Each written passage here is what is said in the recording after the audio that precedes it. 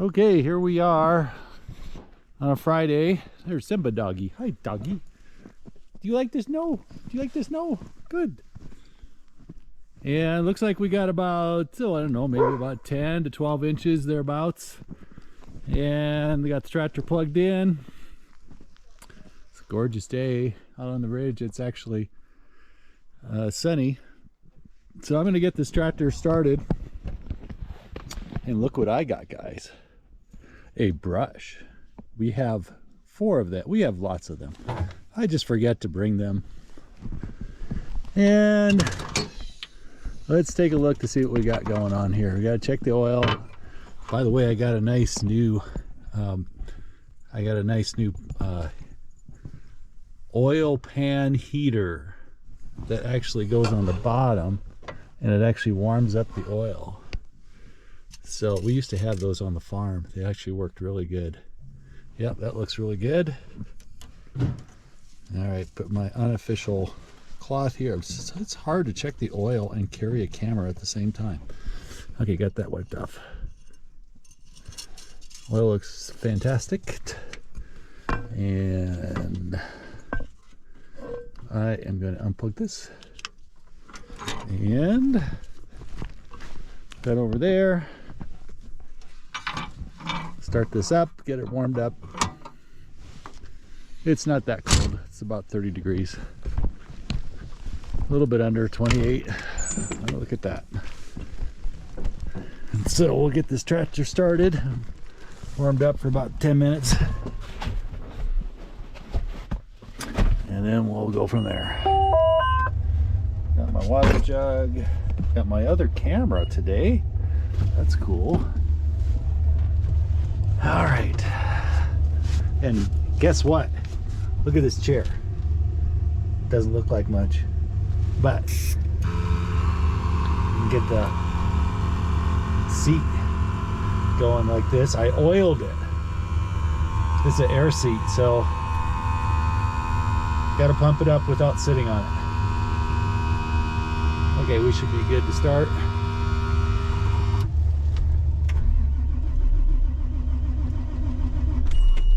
Yep. Very good. All right, let's see you in a bit.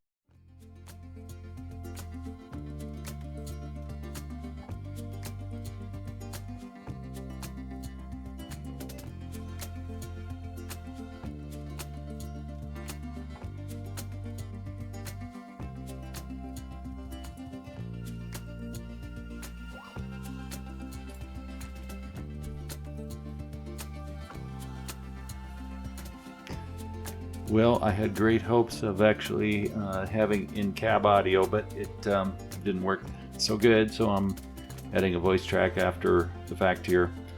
Coming out of the driveway, there is no frozen base here, so it is very, very sensitive and very muddy at the bottom. You can see I'm pushing pushing a lot of my gravel to the side here as I'm coming out of the driveway. So I'm being extra careful. I'm hoping to, on the next videos, I'll probably get the bugs worked out and have my wireless microphones working so you can hear me actually in the cab. So hopefully that is working the next time. I mean, that is if we get another major snowfall. So far it has been fairly dry. Well, even if it's come down, it's melted, you know, within the next few hours. So we've only gotten a few inches over the last, I would say, week to 2. So I'm actually feathering the blade and not letting it rest on the ground here, because it otherwise I'm just going to be pushing mud to the side, as you can see here as we go along. Beautiful day here on this Friday, and we're just pushing some snow out in early afternoon hours here, and it's going pretty good.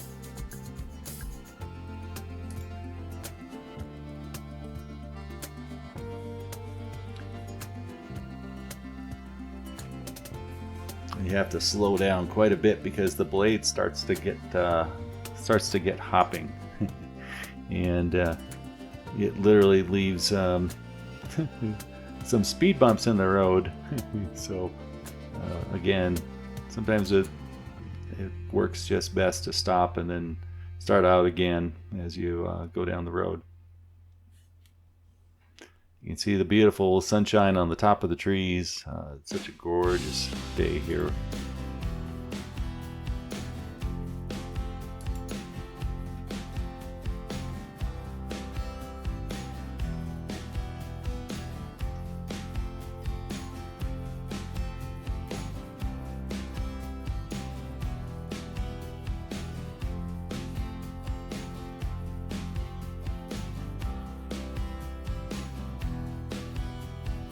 Well, you can see here I'm pushing a little bit of mud to the side as well, and I tell you, there is nothing more beautiful than seeing some of these trees getting just filled with snow.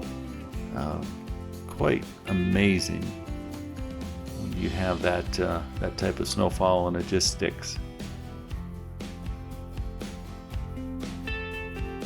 We're getting up to speed here as we're going down the road, and kind of throwing that a little bit more. Yuck. Oh, I can't tell you how much it makes a big difference is to have that layer of ice or compact snow on the bottom. And when you get into the spring or early Christmas, guys, I was going to say Christmas, early winter season, you know, it's just night and day, because you can actually just put that blade down and it'll just get across the top. So today you're seeing a little bit of that mud layer underneath. It's just so tender. So let's see, the John Deere 624K obviously doesn't have trouble starting in this warmer weather. It's probably, I think today was somewhere around maybe low 30s. In fact, I think it was probably high 20s, somewhere in there. And it was just the perfect day to be out. Wait till we get out in the ridge here, you'll get to see that.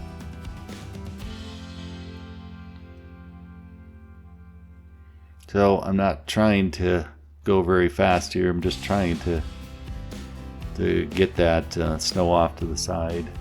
Again, I would say we have about, I think there's about 8 inches. Not a lot. But we had some company coming up over the weekend, and we wanted to make sure that they had a way to get up here. So rather than, and the other reason too is to get it off the deck, because it'll just turn into slush, and it's a lot easier to have it off to the side than having to drive through it. By the way, on the front of this snowplow, you can just see it hop here. We have I would say, I think it's about 5/8 steel plate on the front. That's, I would say 8 to 10 inches for the moldboard. Just looked at it the other day. It's actually wearing pretty good for a couple seasons already. Probably have to replace that in time, but so far so good.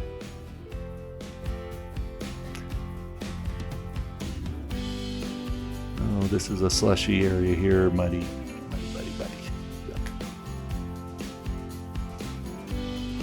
I had a neighbor here that he's got a driveway off to the right here, and ever since he comes up in the wintertime and he says, "Oh, make sure you don't block me." So I usually just turn the blade to make sure I don't pile up on his entrance to his driveway.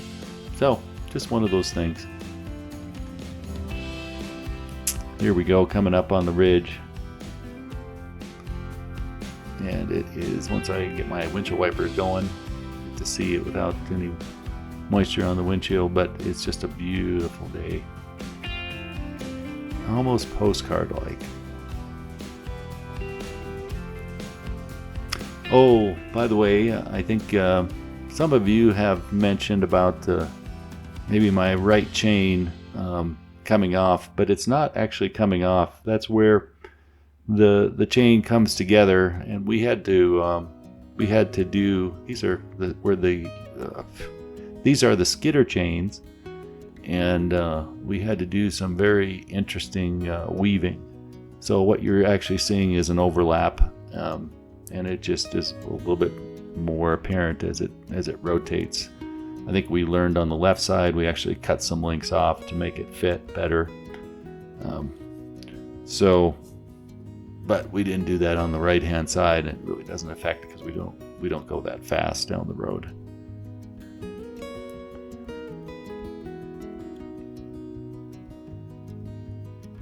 But I appreciate the comments and the observations as well.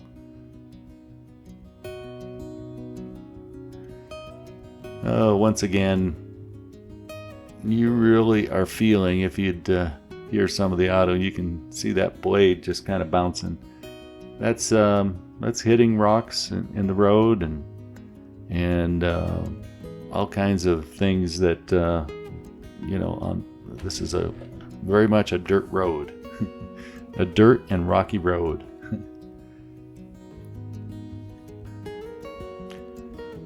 So it has to take a lot of abuse. Here I am trying to be difficult here. I'm going to the left instead of to the right. I just like to push it to the left. Doesn't have that much in the funnel, so it's no big deal. And actually works pretty good. You can see sunshine or clear skies, I should say, in the west. So beautiful.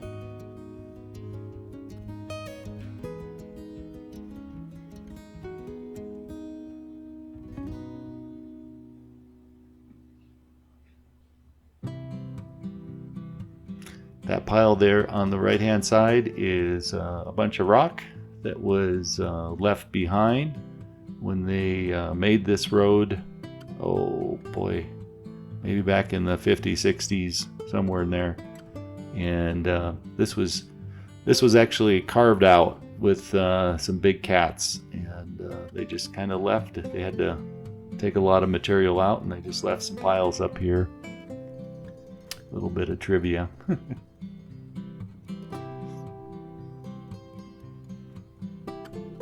Boy, I tell you, I was looking back on previous years, and boy, we have not had the snow like we have had in the past. I get concerned about what it's going to be like next year or the year after when we actually get the real snow up here, and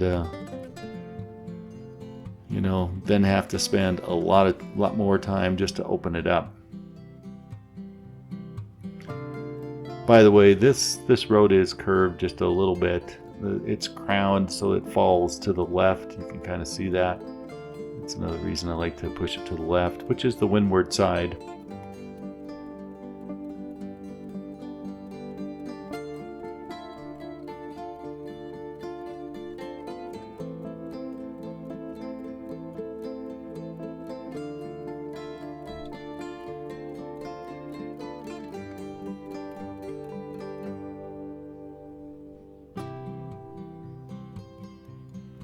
By the way, I was going to have you listen. I actually took some time and oiled the seat.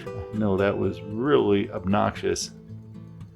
I'm sure it was obnoxious for me. I'm sure it was even worse for you guys having to listen to that squeak, squeak, squeak all the time. And I think it's much, much better. Not 100%, but it's pretty good. So looking forward to getting some decent mics, and so we can talk on the tractor so you can hear the tractor noise, not just me doing a voiceover here. Again, this view is just stunning. just so thankful some of the times that it's like everything else. You kind of take things for granted, and I sometimes have to go to work down in the valley, and it's clear up here. You can see some very, very beautiful sights, and sometimes you can see the cloud layer that is down below. And what happens is the valley gets enveloped in clouds or fog, and as you descend off the mountain, you actually go through the cloud layer, and it's like, oh, I want to stay, but you gotta go down into this deep fog, and very dark and dreary, and it stays like that sometimes for months down in the valley, and where we're pretty much clear. So another blessing up here, to living up here in the sunshine and up in God's country.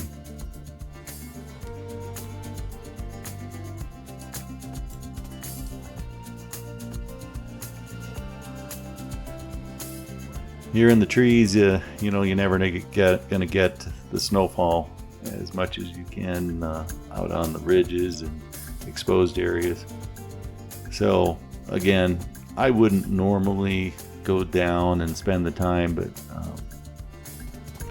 especially this time of year. But I would, since we had company, I just wanted to make sure it was clear and that no one would have any accidents or slipping, that type of thing. Because the other thing that can happen is, you see I'm pushing some slush there, and mud, is that you can actually get a melting area underneath, and especially with the compact snow, it can turn into ice super fast.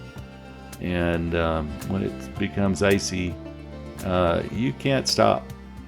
You really can't stop much at all.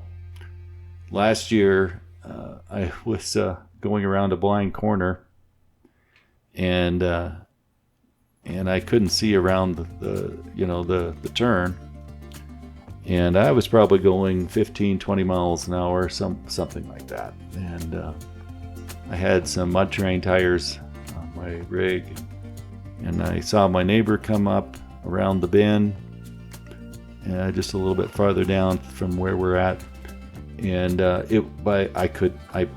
put on my brakes. ABS, was helpful, but there was no stopping, and we just side glanced each other, and he had his brand new Dodge, and of course I thought, well, it's just kind of cosmetic. I took it in, and they totaled it.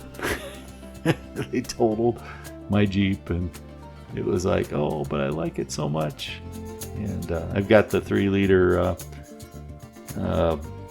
Eco Diesel in that rig, and it's just been a great rig, and it was really sorry that it got damaged, but I was more thankful that nobody got hurt. That was just sheet metal. But I went after that. I went to see how slippery it was, and yeah, it was. You could barely stand on the road because it was just snow on top of pure ice. There was nothing that either of us could do to get out of each other's way. That's how bad these conditions can be.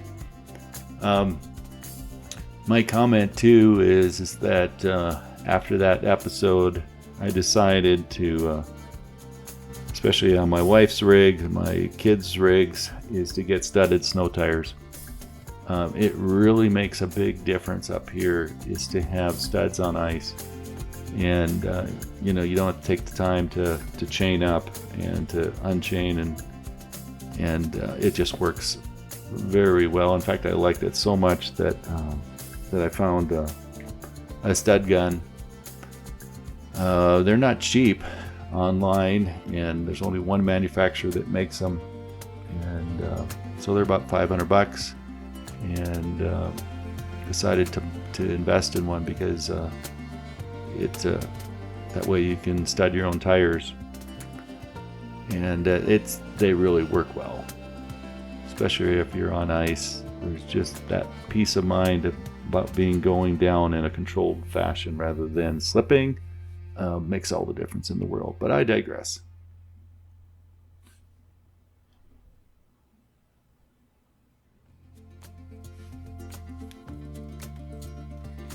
Here we come through an area that looks a lot different this year than it has in years.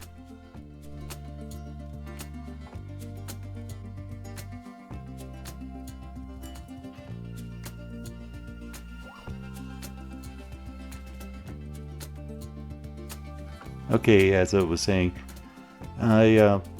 this area looks much different. It's actually been there's a program through the Department of Natural Resources that allows neighbors to work on fuel reduction of the forest land, and they actually do a really good job of going through the forest and doing selective cut. In fact, they anything that is, I believe, 10 inches or bigger, they leave, and then you can also go through and flag what you want to keep for trees that are smaller size, and they'll come through and grind down brush, and it really makes a big difference. And they come back and we'll actually clean it up to about 12-14 feet with all the branches, and it makes it nice and manicured. It's like I say, it's a fuel reduction program, and I think it's really beautiful. It's kind of stark to start with, but as the new underbrush or the new seedlings start growing, I think it's gonna be quite beautiful. The one thing that I am concerned about are these cuts or these ditches here, and I think what I've seen so far this year is that they blow in pretty easy, and they have like 5 to 6 foot sides. I'm concerned that they're going to fill with snow, and I have no place to dump when I'm having to use the bucket, and that concerns me a little bit because there's fences on both sides, and there's just not very many places to put the snow, and then you're going to create a little canyon through it. So stay tuned. We'll have to deal with that in the years to come. But anyway, just one of those ponderings that I think about.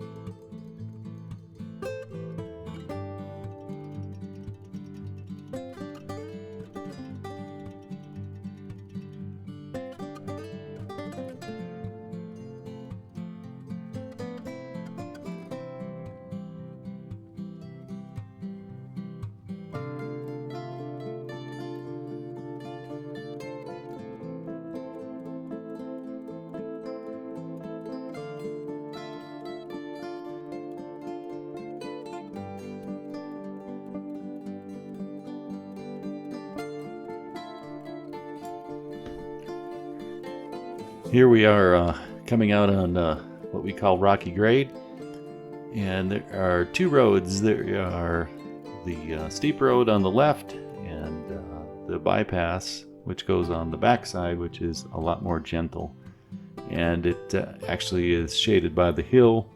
Doesn't get as much snow, and it's definitely the preferred path in the wintertime. Going down rocky grade here is usually always go left and put a safety barrier. There's a rock ledge, you know, on the left hand side, and I just pile snow up on against it basically.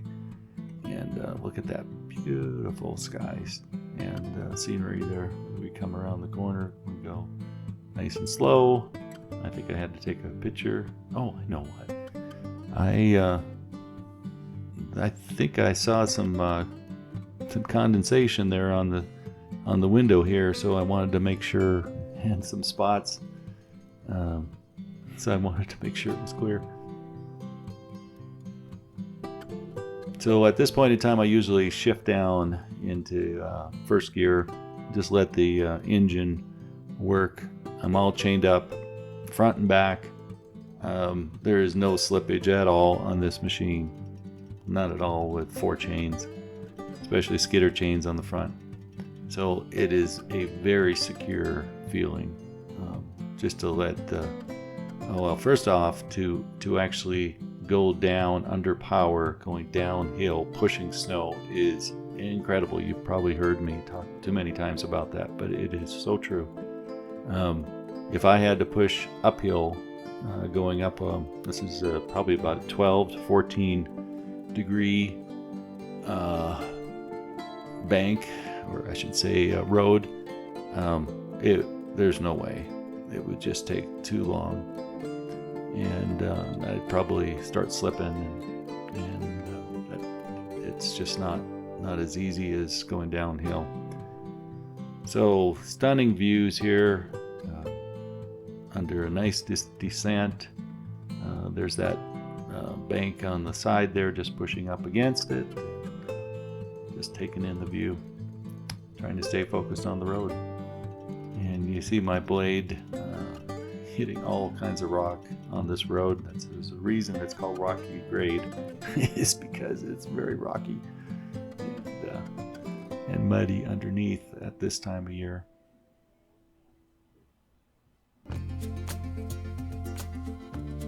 The one nice thing about this cut here, when they had they actually made it, they put a nice, I would say like a 3-degree tilt towards the hill, not towards the downside, so it's very safe. So if you start slipping, you're not going to slip off the left hand side, more say, unless you're doing it on purpose. You're going to go into that bank on the right, and I'm very thankful that they actually cut that in correctly and not sloped it outside, but rather inside, which is very, very, very nice, because it is steep and very slippery. It can get to be just ice.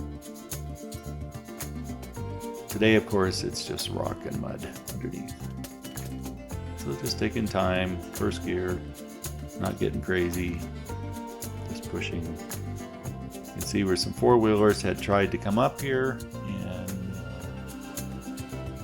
we're not having a very successful time getting up. I believe as we get a little bit farther down, they kind of back down, which can be very scary, going back downhill under very slippery conditions.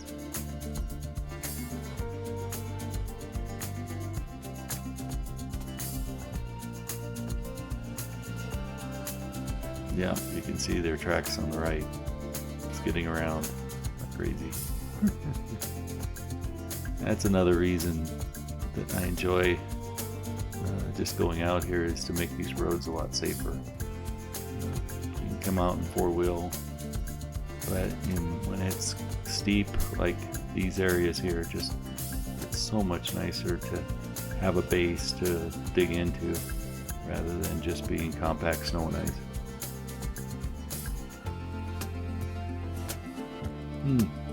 Gorgeous, gorgeous scene here.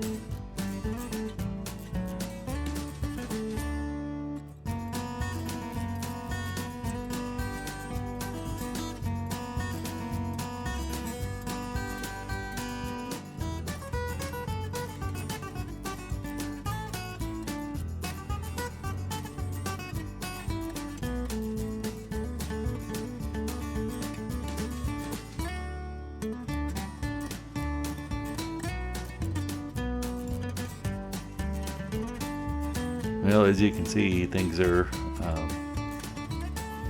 getting pretty slim here, so just gonna go down another maybe about a half a mile thereabouts, and just to push this off, just to keep the slush off. That's about it. And I'm pushing some mud to the right, or to the left, I should say.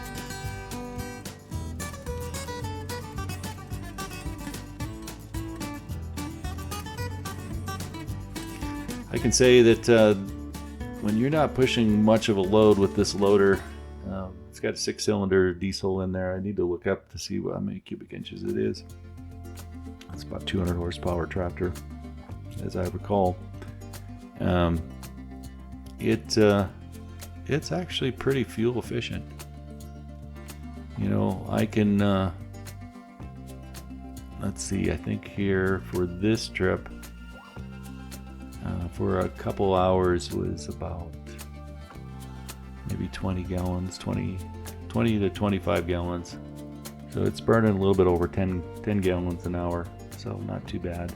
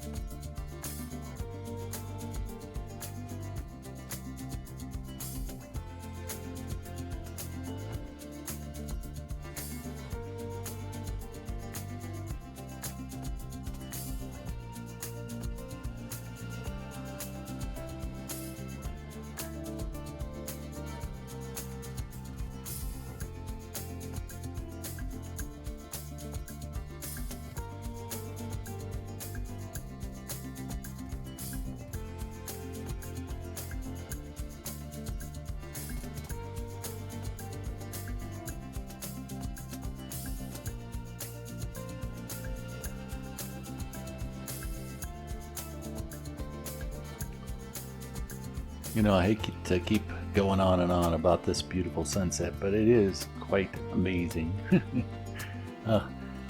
It's the golden hour, as I think a lot of us call it, and it's quite spectacular. Sometimes we just are so much in a hurry that we just don't take time to look at the beauty that's all around us. It's quite remarkable. I have to just say that.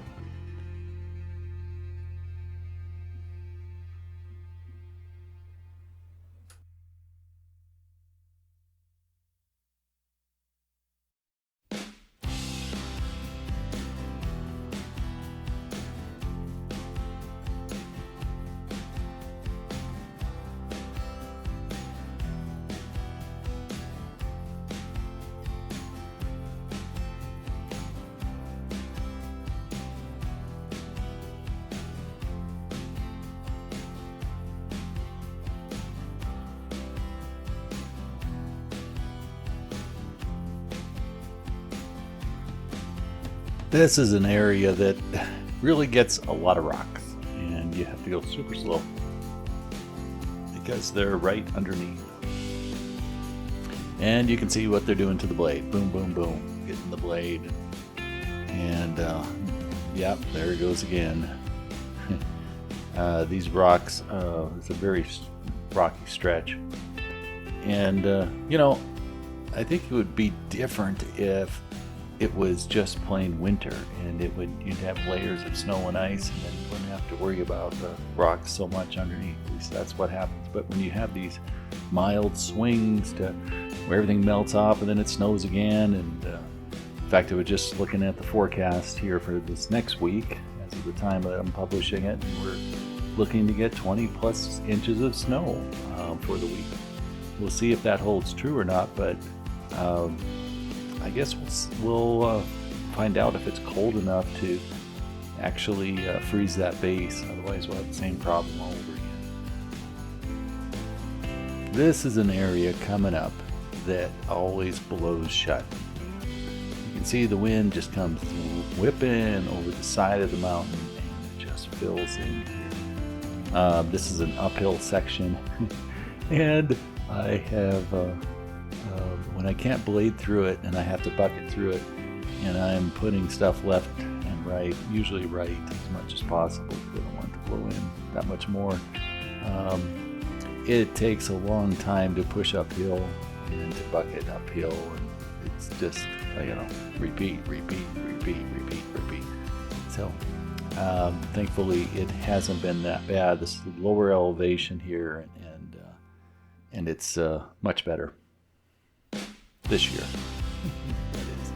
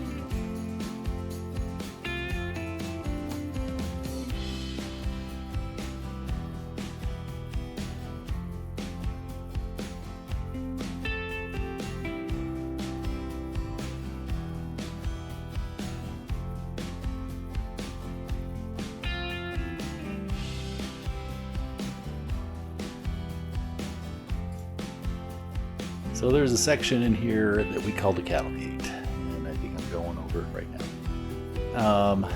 And it's actually been mudded over, so it's really not that effective anymore for a cattle cart. But that's what we call it. That's the landmark. And some of you guys have commented about some of the naming of some of these places. This is going into an area that I call the Grand Canyon. And it's the Grand Canyon because whoever made this road way back when actually created a canyon coming up the hill. And it blows so tight in here that it snows up 6, 7, 8, 10 feet on either side. And when it does blow in like this, it takes forever to bucket through it, because when you're piling on top of 6 to 8 foot banks, and those sides get really tall, and you are left with literally a Grand Canyon that you pass through. And so sometimes it gets pretty narrow. I always think about cars and trucks trying to do a passing lane or an area that you can at least pull over. And because if you have an opposing vehicle, they might have to back up a long ways, quarter mile, eighth of a mile, that type of thing. Somebody, if you only have a vehicle width, it's not very easy to get by. Such a beautiful sunset here as we're looking through the trees. And anyway, I guess that's why they call the Grand Canyon special.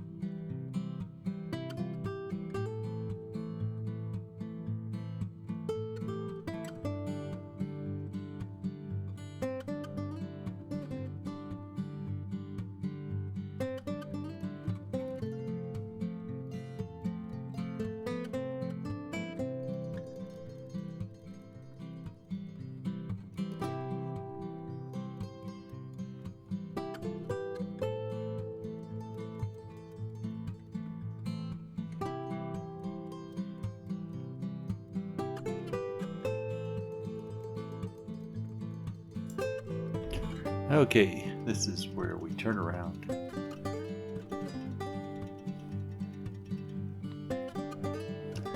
Kind of have to pick your places because this is a pretty long rig. So you can't just turn around in the middle of the road.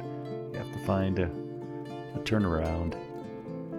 So once we do that, we can go back up and do the other side.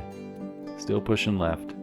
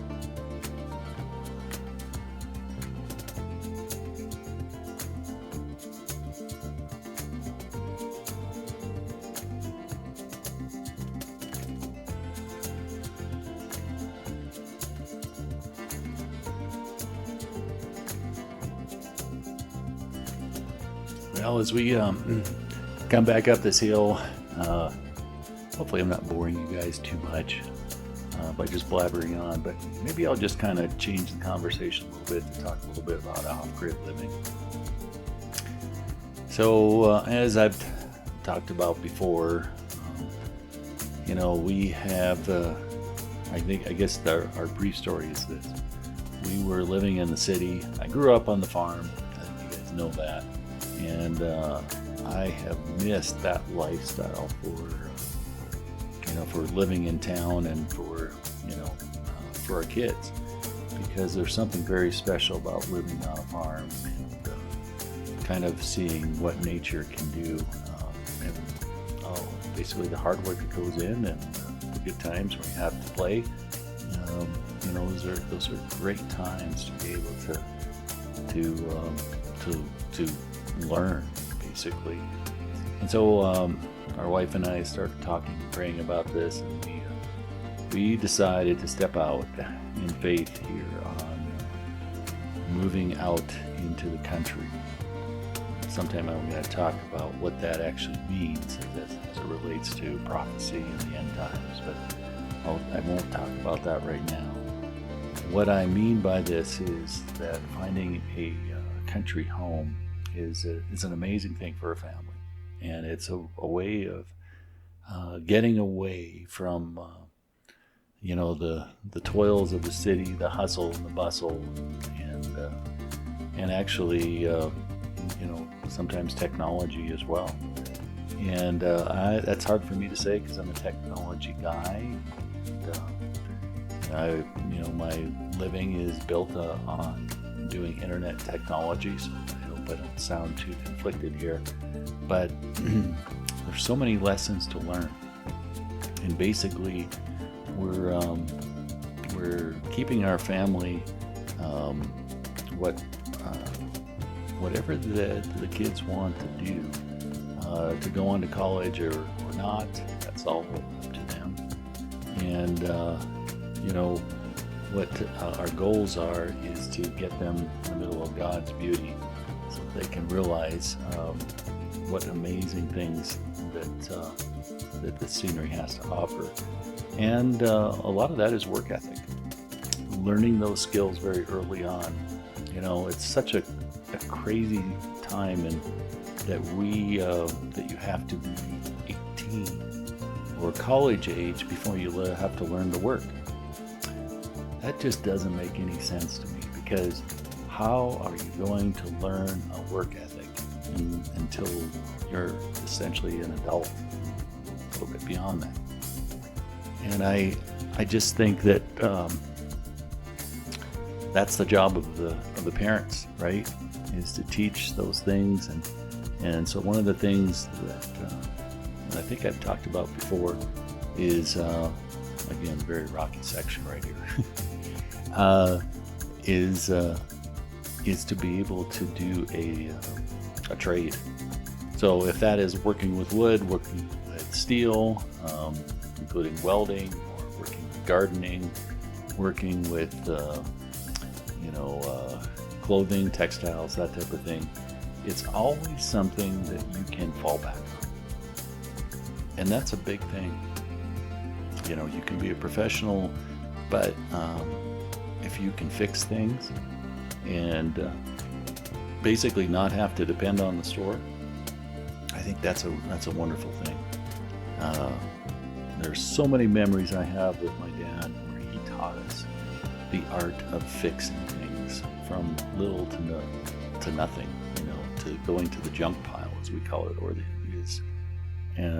you've heard me talk about this before, but I just find so much amazement in it, is looking at what you have and then making something or fabricating something to work. That's a skill. And, I wish to learn a lot more on that. But that's what we aim to do, at least, is to expose them to a life that's different on purpose. And of course, there's lots of spiritual sides to this as well. And that is I believe this world is winding down, and that God has a special message for these last days and these last years, as His love is pretty in I guess what I want to say, that the word I'm trying to search for is, it's unique in that He doesn't want anyone, to be lost, because we're His children. I mean, it just simply boils down to that. So, a lot of this is, learning about how to live off grid. And I could go on and on about how things, take 2 or 3 times the cost and 2 or 3 times as long as, it could be done in the valley. And especially if you're doing it yourself, I think there is great joy in that process of building something, especially satisfaction. And yes, you make plenty of mistakes along the way, but those are things that you learn from greatly. And so there's patience in learning and understanding, passing on some of these things to my kids that they will probably appreciate more later on in life. So not to get too sentimental here, but we do a lot of things that we could, as far as teaching our kids, spending a lot more time. I wish I didn't have to work full time and could dedicate more time just to do to learn right beside them and to answer their questions. But I'm gone quite a bit. I have to work downtown, and I do work remotely every once in a while too, but sometimes I'm more cut off at home than I would be if I'm in the office, if that makes any sense. So I just think that we have so many lessons to learn. This country, we're losing a lot of freedoms that our grandfathers, men and women, have laid down their lives here for this country, and it's just a shame to see them just slip away. So learning how to be more self-dependent and basically do, going back 100 years is the things to be more self-sufficient. I think is a really good thing. Really good thing. I'm not talking about prepping. I'm talking about growing your own provisions and being more self-sufficient overall. So anyway, we are now rounding the corner here as we get ready to go up the rocky grade, and just wanted to maybe talk a little bit about that.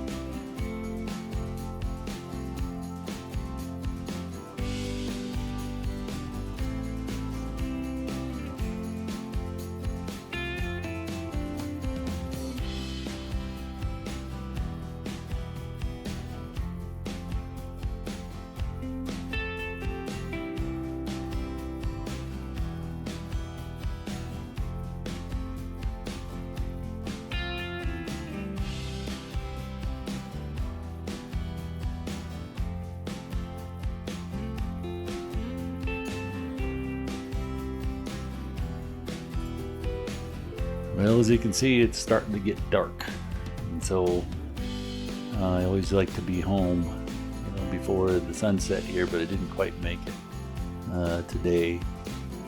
So just in case something does happen, it would be much better to be closer to home. So this is probably the last couple miles before you get home, going up through this cut again.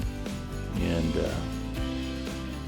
so thankful for, I guess, a tractor that works. And there's a little bit of a story here because I didn't realize it at the time, but I was starting to get a error message on the tractor with a low pressure on the DEF pump, diesel exhaust fluid pump, and it kept going off during this trip, and I was kind of just wondering how much time I had, and I was getting closer to home, and all of a sudden it started to double beep at me constantly, and basically starts a countdown clock that says you've got so many minutes or machine minutes before it starts to go into limp mode.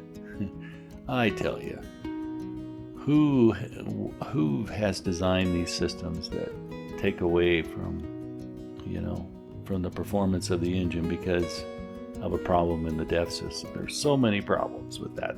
Oh, don't get me started. First off, if I can just babble a little bit, DEF systems are not meant for cold weather environments. Did you know that DEF fluid freezes? Yeah, it freezes. And when you start a tractor, there's I hear all these farm stories about these brand new tractors and they can't start them because the DEF fluid is frozen. If you're back in the Dakotas, you know what I'm talking about. And it's just stupid stuff like that. And it's like, okay, I'm going to ruin the engine because the DEF system is not working. And so anyway, there's all these safeguards that are built into the system that's supposedly supposed to, save the environment. Don't get me going on that. And I believe in clean machines. Don't get me wrong, but to start limiting your machine or shutting it off is entirely wrong. So anyway, and I'm not going to go through and disable a system like this on the tractor. That is too much hassle. And so I put a lot of DEF fluid in this thing and it just keeps working. But long story short, I was very concerned because it started to double beep. And do the countdown, and I was thinking, boy, am I going to make it home before it starts, pulling back the power on the engine or shutting it down. And so thankfully I was able to make it all the way home without a problem, and I actually just spent a day trying to troubleshoot the code. And that's the other thing is, if you get a John Deere tech up here to actually look at the machine, especially being so remote, you're going to pay dearly to have him look at that. And then they're going to usually have to order parts, which means another service call. And usually thousands of dollars later, you get your problem fixed. And I don't know about you guys, but we just don't have that kind of excess cash.